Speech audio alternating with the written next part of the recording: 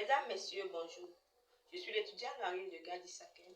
Je vous présente ici mon devoir de français qui consiste à rédiger un poème qui reflète l'histoire de la francophonie canadienne. Mon poème a pour titre « Elle adore la culture francophone ». Elle adore la culture francophone. À l'orée des chemins, orientée par l'écho de sa richesse, la culture francophone a connu dès l'aube des sacrifices. Elle nous a valu le droit à une éducation de qualité. Contemplons avec émerveillement l'œuvre des missionnaires et explorateurs qui ont emboîté le pas à Champlain, sublimant avec enchantement l'identité francophone. Les établissements français voient le jour au Détroit, au Niagara. La première école pour filles voit le jour à Sainte-Marie. Quelle est cette volonté d'assimiler le français à la langue anglaise? Les franco-ontariens se tournent vers l'Église. Seul espoir de pression pour assurer la survie de la culture francophone. Mais hélas, la langue française connaît des restrictions, tandis que l'anglais est imposé. Toute une culture est menacée d'assimilation. La langue française est muselée. Le règlement 17 interdit l'enseignement du français dès la 3e année. Pour la communauté francophone, c'est la goutte d'eau de trop.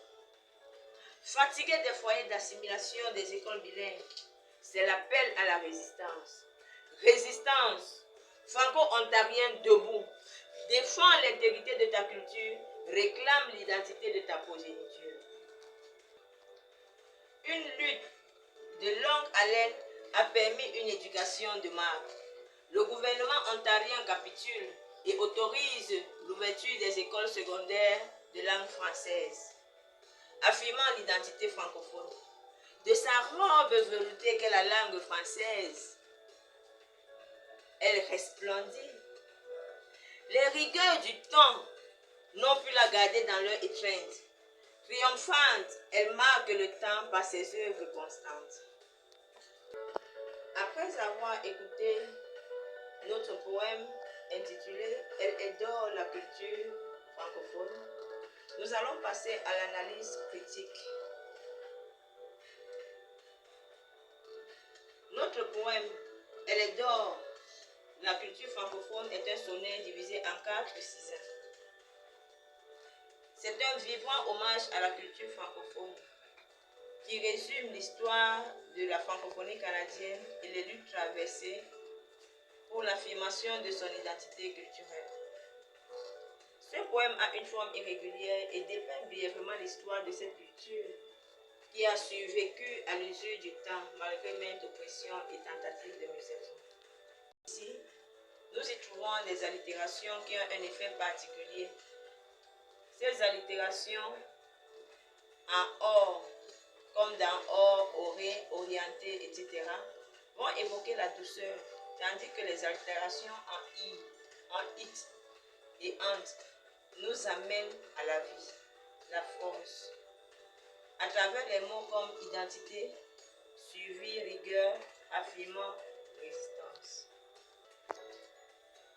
À propos des champs lexicaux, le premier champ lexical valorise la richesse de la culture francophone qui, au prix des sacrifices, a hissé l'identité francophone et donne le droit à une éducation de qualité. Tandis que le premier champ lexical fait les éloges de la francophonie, le deuxième résume, après son introduction, les difficultés auxquelles elle doit faire face. Malheureusement, l'espoir vers qui les franco-ontariens s'appuient, qui est l'Église, est sans issue. Le troisième champ lexical fait état de l'oppression de cette culture, dont la langue est réduite au silence. Si on considère les thèmes comme menacés, interdits, muselés, fatigués, les mots qui suscitent la révolte, parfois la rancœur, et de l'appel à la révolte sous le poids de cette oppression à travers les thèmes comme debout, résistance. Le quatrième champ lexical, par contre, est une sorte de vivant hommage à la francophonie. Célébrant l'aurore de sa victoire à l'issue de cette lutte, le gouvernement capitule et affirme l'identité francophone par sa reconnaissance et l'autorisation de l'ouverture des écoles. et l'enseignement du français, de la langue française. La culture francophone, au-delà de tout, dégage une force majestueuse qu'elle illustre à travers la langue française. Il y a ce sentiment de fierté quant à son appartenance. L'essence de cette culture, que la rigueur du temps n'a pu éteindre, nous ramène à la transcription de cette force et son écho qui continue à marquer le temps par ses œuvres. Parlons de l'aspect musical qui accompagne notre poème.